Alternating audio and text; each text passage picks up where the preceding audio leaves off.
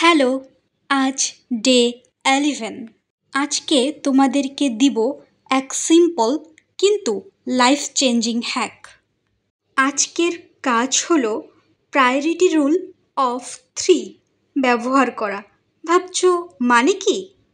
আগামীকালের তোমার সবচেয়ে গুরুত্বপূর্ণ শুধু 3টি কাজ লিখে রাখো। বেশি কাজ লিস্ট করলে মাথা গরম হয়, ফোকাস হারিয়ে ফেলি।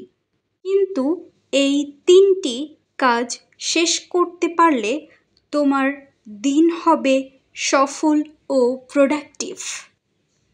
তাহলে আজ রাতেই লিস্ট বানিয়ে নাও আর দেখো কালকের দিনটা কেমন মসৃণ আর ফোকাসড হয়। স্টে টিউন, 13তম দিনে আসছে আরও বড় টিপস। আল্লাহ হাফেজ।